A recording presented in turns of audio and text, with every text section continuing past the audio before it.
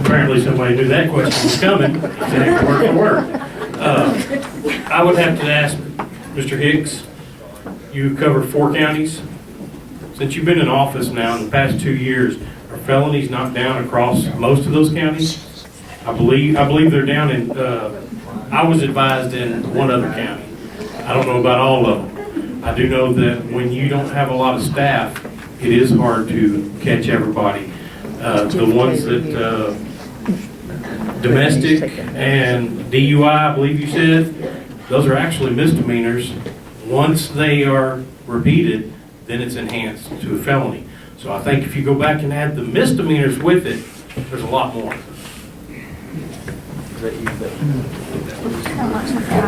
Okay, this is for each of you. And Stephen, if you want to start. How would you protect the county if the economy and budget continues to decrease? And what steps would you take to keep the Sheriff's Department operational?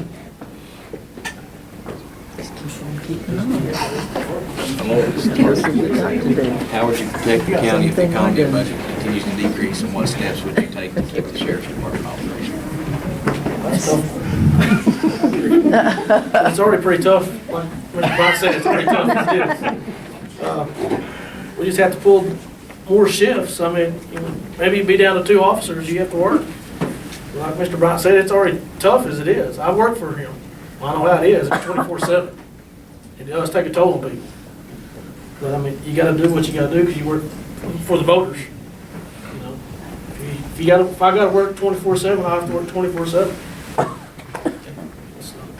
What steps would you take to keep the Sheriff's Department operational? It's part of the same. To keep it operational, I'm glad Mr. Bryant got the annex going. Like I said, it's gonna bring money to the county. Got to keep it going. For one thing. Without that, he really don't have much money. I've been there, worked for him.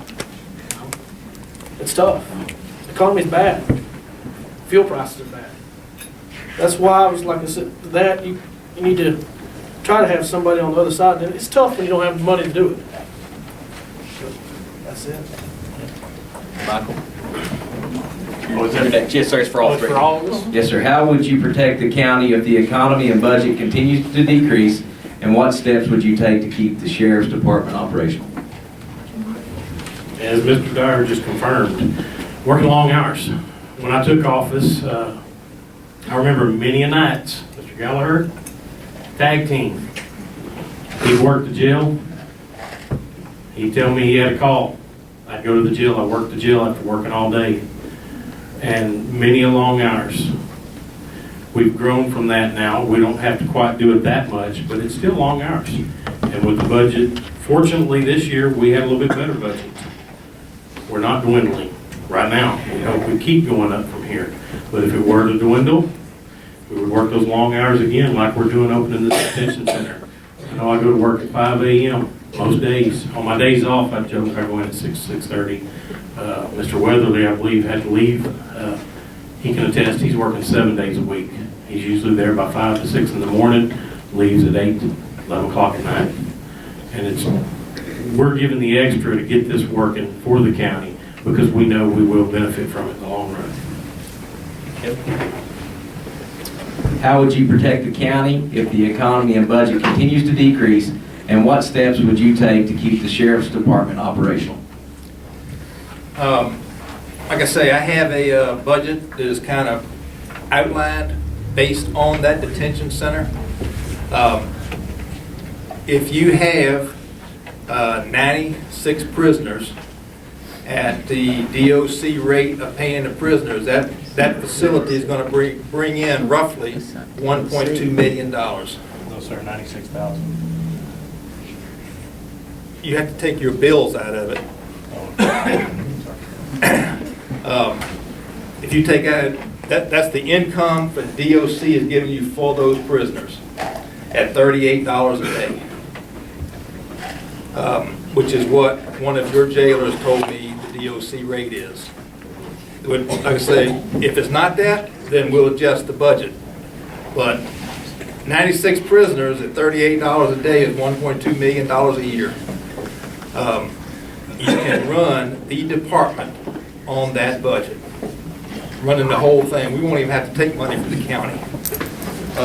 But if budget gets tight, something happens to that detention facility for some reason, I mean, we could have a tornado tomorrow and the thing will be gone. So if something unforeseen comes where you don't rely on that facility, then you do have to work longer hours. But one thing I can guarantee you, I'm not going to be in the office. I am a working law enforcement officer. And if there is a call and a deputy is not available for whatever reason, I'm the chief deputy. That call goes to me. That I can guarantee you. So that's the best answer I can give you. Steve, Michael, you have a minute if you need it. I don't really think I need it.